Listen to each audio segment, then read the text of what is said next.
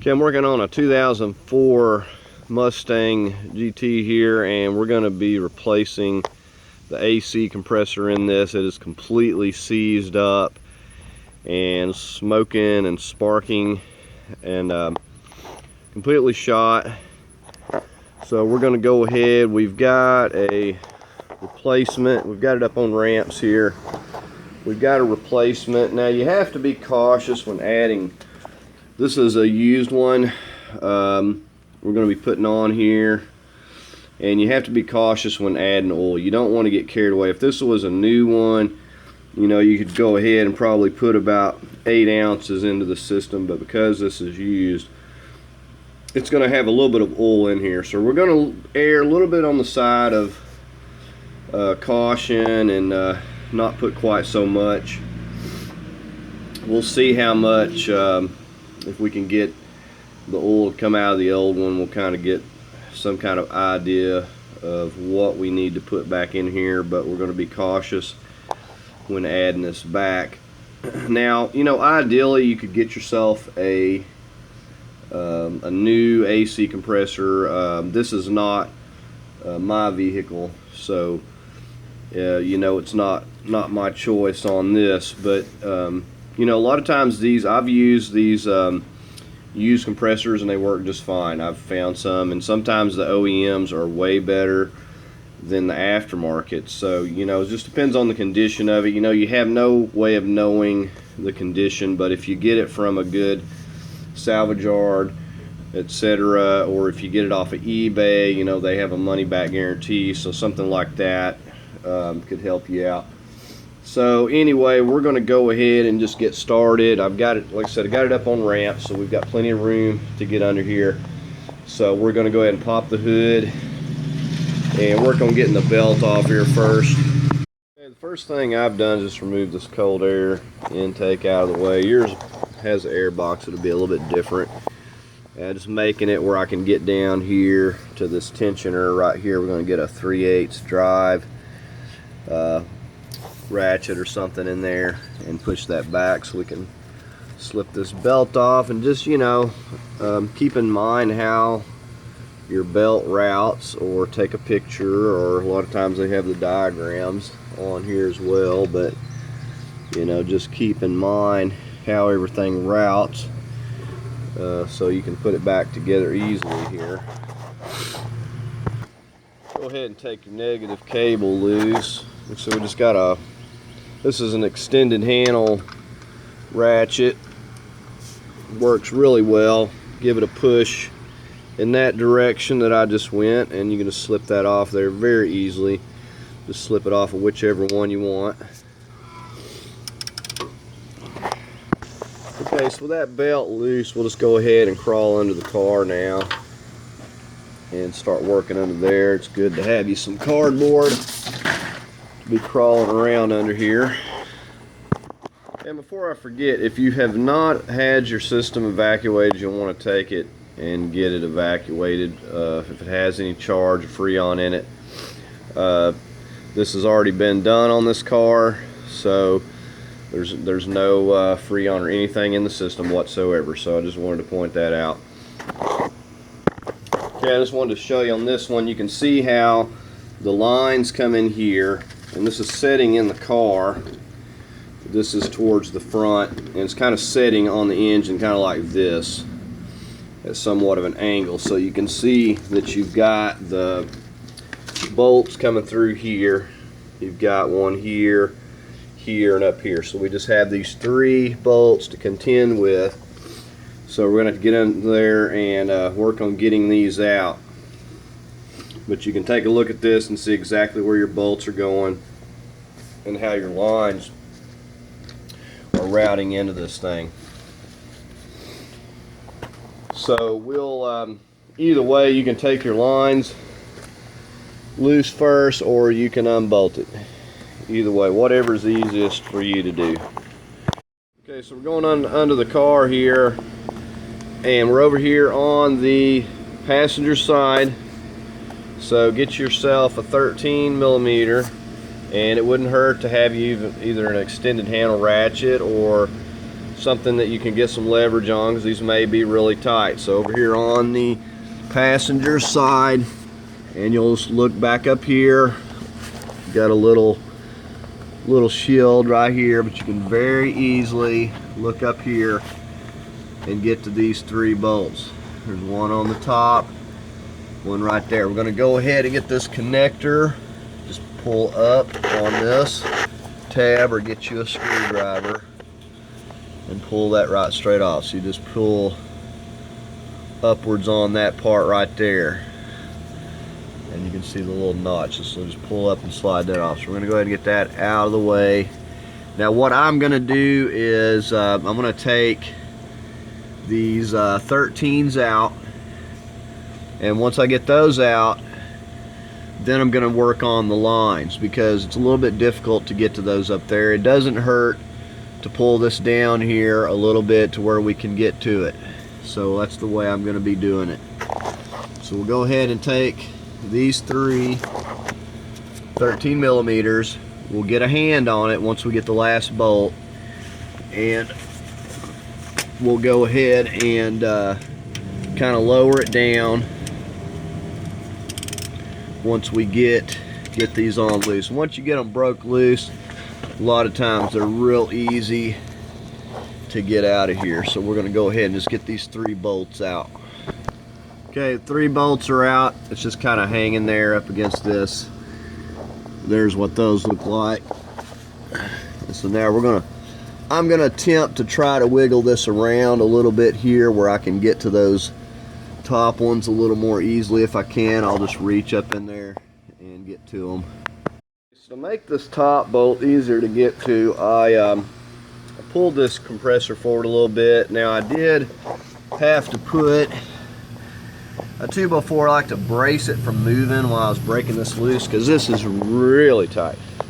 I don't know why that little 10 millimeter bolt was so tight, but it was really tight, and I had to use everything I could with my extended handle ratchet to break it loose. So plan on that being extremely tight. And I'm just on that 10 millimeter bolt right there, you can see, and I'm just working that off, and then we'll take that bolt completely out and go ahead and slide those hoses off, because that right there is the only thing holding it.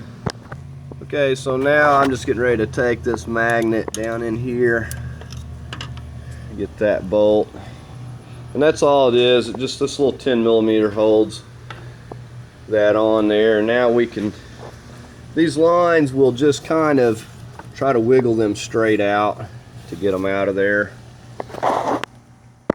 Okay, one note I would recommend is have a good hand on it. Before I went to wiggle the lines and didn't have a very good hand on it, and it fell down. Of course, this thing is junk, so it doesn't matter, but I really didn't want it falling. So here is the old one. I'm going to attempt to get, I've got a measuring cup. I'm going to attempt to drain some of this out of here. I'm going to turn that front there if I can. I think it's completely locked up. I don't know. Yeah, it's not moving at all. So we may not be able to do much as far as getting this, but we're going to err on the side of caution. I'm not going to put 8 ounces because I know this thing's probably not been drained out. There's going to be some oil in the system, so I'm probably going to go with about 4 ounces, because, you know, just like overcharging Freon, you don't want to get too much oil in your system. It's almost impossible to know how much oil is in the system. You know, the experts, they probably could tell you pretty close, but it's almost impossible to know what's in these systems. You don't know what's in the lines, you don't know what's in the condenser, you don't know what's in the dryer, and so, you know, you really need to know how much is in this. But we're not going to be able to get it out because it's seized up and we're not able to turn this pump and get it all out. So I'm going to drain out what I can and see if I can't get some kind of idea. And if I can't, then we'll just go ahead, we'll go with about 4 ounces, because that's going to be on the cautious side, and then we'll see about working it up. Now you also, when you put the oil in, it doesn't matter which side you put it in to work it down in there, but make sure that you don't be dumping it out. You know, make sure you keep it upright when you go to putting it up in there. You'll be spilling your oil right back out. Okay, so I went ahead and put about 6 ounces in this. I felt like this thing was pretty dry. There's like nothing coming out, so they may have drained it. So I'm using this Padge 46, and this has, I believe this has the dye and stuff in it as well, but I'm not 100% sure. But you can always put some dye in the system. But I stuck the plugs that come with this, and this was only $50 at the salvage yard versus $200 for a new one. So as long as this works, we'll be happy with it. So we're going to go ahead and work on putting this back in. So I got these in here to keep the oil from coming out. Once we get it into position to where it's stable up there, we'll go ahead and work our lines back in to this. Now inspect your O-rings, make sure there's no nicks or dings on here, and so when you put your new part on, and check your threads on this, make sure that it's good before you go to putting it in there. There was a dirt dauber nest in this one, so I had to clean that out. So we're just going back in the car just like we took it out, and we'll just work it back up in here and get our Freon lines on first. Okay, so I'm working on bolting this up under here. Now one thing that I will say, do not bump that front pulley, because it caused me to lose a little bit of oil, because this thing's at such a dang angle here. But anyway, it didn't lose very much, but you know, might even be better to put the oil in after you get it mounted up here, if you can figure out how to get a hose somehow down this V block and into there. But I don't know, you're probably better off just taking your chances like me. But do not turn the front of that pulley when you're setting this into place, you're going to lose a little bit of oil. So I'm bolting it up first, and then I'm going to work those lines on. Going to get my 13 over here and finish bolting these. Okay, so I'm just putting my connector back up here. Now if I'd left my plugs in, I think I'd been fine. I took them out too soon off my compressor. I would have probably been fine. I probably wouldn't have lost any oil at all. So I'm just getting ready to pop these lines on here, and we'll just make sure they're lined up good and get them fastened into place here now. Okay, I want to show you something real quick. This brace that comes off of this dryer piece here that hooks on to this, take that 10mm off and unhook that. It makes it impossible for you to line your clamp and your ports up there. It throws it out of whack. So make sure you take that off, and then it will easily line up with your holes. It happens a lot of times. You get something in a bind like that, but now I can reach back here and use my 10mm ratchet. You do not want these things to go in wrong, or you'll never stop the leaks. So you want to make sure when you're putting this in here that those ports are lining up properly and they're going in smoothly and easily.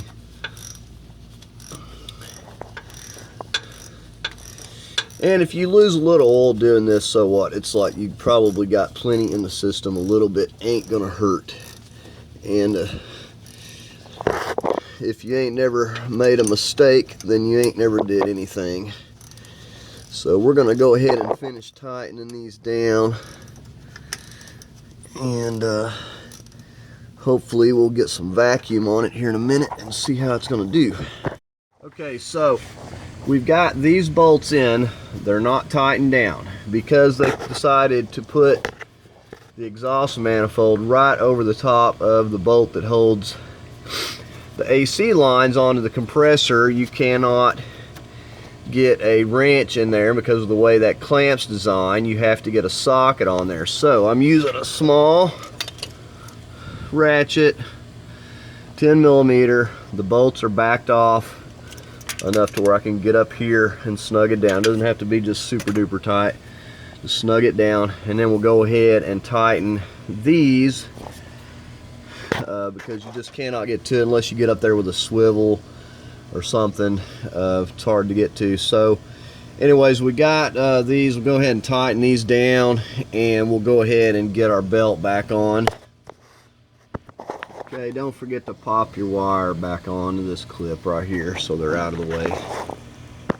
Okay, we're up top, our belt is back on. We'll go ahead and hook this back on right here.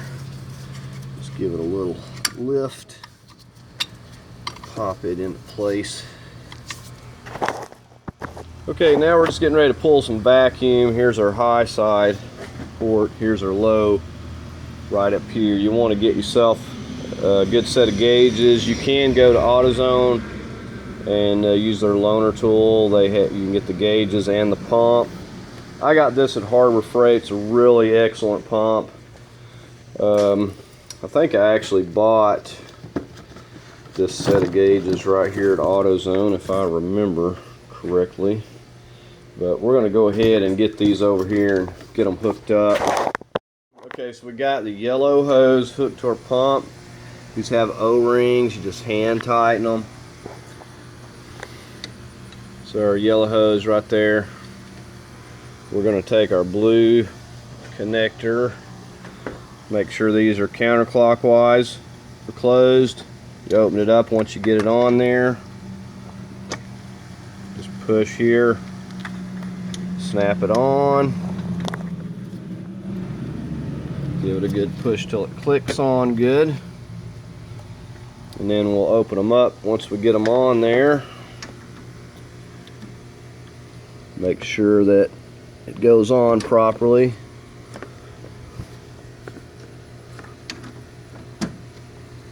Okay. And we'll go ahead and open these. That's just going to push that Schrader valve down. Go ahead and open your low. We're going to get a vacuum on it from both sides. I'm not going to have to vacuum very long. I'm going to turn it on. Okay, so we're going to go ahead and open these, both sides. And it may be, okay, already had them open there. So we're going to go ahead and let that vacuum a minute. This thing will smoke a little bit when it's vacuumed down. This is a powerful pump. It's been a really good one. And I wanted you to hear the difference, but I had these gauges open. They were supposed to be closed, but they were open already. But it's a big difference when it's closed. See where we're at there? We're going to vacuum it. We're going to vacuum it for about an hour, but I'm going to vacuum it down here to about the -30, and then we're just going to close them and see if it's going to hold vacuum. No point in going any farther if it's not going to hold vacuum. And usually you know pretty quick. We'll go ahead and close this side. Let's go ahead and close this one here. So you can tell we're down. So let's go ahead and shut it off here. As long as your gauges ain't leaking, you shouldn't have any movement. And I'm already seeing a little bit of movement here. So we got something going on.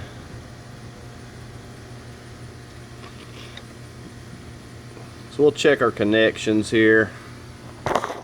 So I figured out what the problem is. This pressure switch over here. Of course, the owner had replaced that, but the O-ring on there wasn't holding at all. And I got another one on there, and it appears to be holding. This thing is an aftermarket part. It doesn't even appear to thread onto this OEM dryer, but I don't know. I'm gonna leave it on here for a bit and just see how it holds up. I'm a little bit concerned about this because it just doesn't feel like it wants to thread on there like it should. But I got another O-ring on there, and I'm watching it, and it's staying put here so far, so I know I've tracked down the source of the leak anyways. And of course, the system that I know of wasn't leaking, is working fine before, so the only thing that was disturbed was the pump itself, and as long as those connections are tight, you shouldn't have any problems. So I'm thinking that my culprit's right over there. So we're going to watch this for a bit and see if we get any movement, and if it holds up, we'll go ahead and shoot some Freon in here and see how it's going to work. Okay, and just to show you, look down here on your sticker, and it'll tell you how much to put in here. It's 2 pounds and 2 ounces. So you got about 34 ounces of Freon, which is basically comes out to be a little bit less than 3 cans. So we'll put 2 full cans, and then we'll put just a little bit of that last can, and we should be exactly right on this. Okay, so our pressure or vacuum is holding, and we're going to go ahead and shut off this high side here, or shut off this one here rather.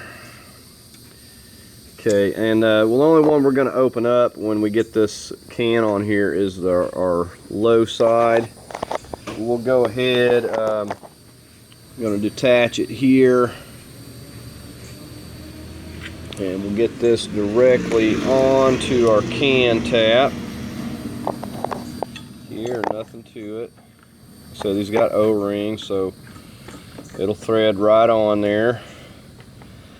Now I can probably get a little bit in here before even cranking the car, but we can go ahead and fire it up here and get our AC going.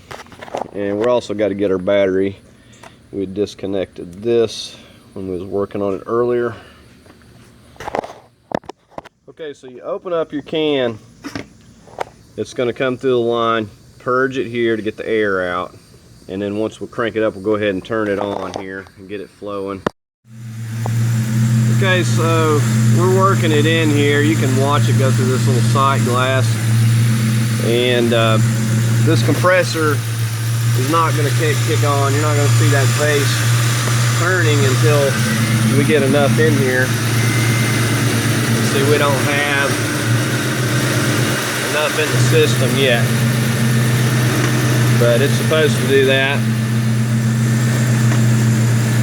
So that's all of this can. We're going to go ahead and get another one on here.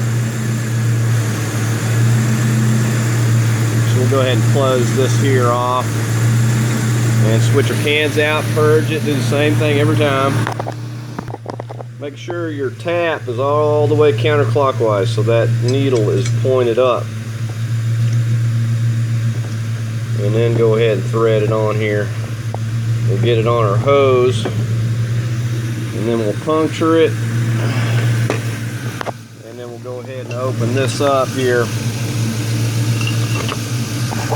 Okay, so we puncture it, and then we open the needle all the way back up.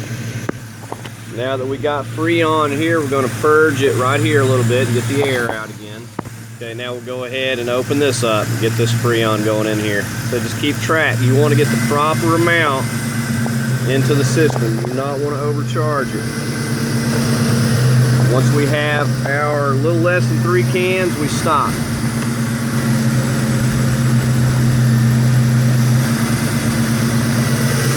Okay, see, it's trying to kick on here now.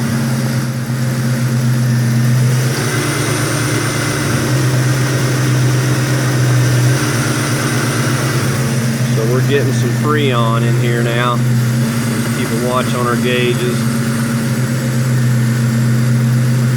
And these cans will go in pretty quick. So we just got to get about one more can.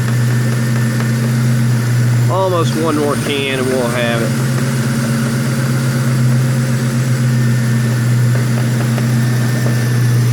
And you can feel when these get empty. You don't feel anything sloshing, and it'll get warm again.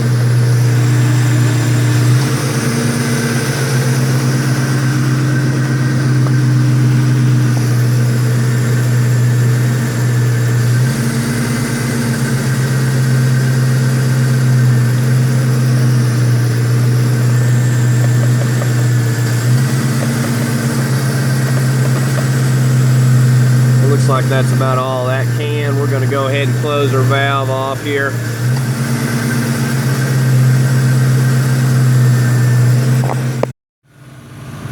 Okay, now important with this last can, I want to try to use all but 2 ounces. So ideally, I'm going to try to get to about what I feel like is 75% of this can, and then I'm going to slow down. I want to err on the side of caution. I don't want to get it overfilled.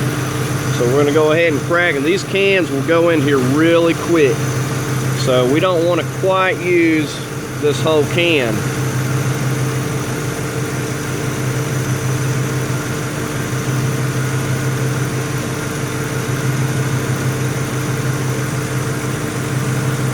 So we'll just stop it, kind of check it, feel where it's at. And you can kind of tell we are pretty close right there to what I need, so I'm probably going to stop about right there, just go fill of it inside and see how we're doing. So our numbers are looking pretty good. We might need just a smidge more, but it's real close. Don't want to overcharge it.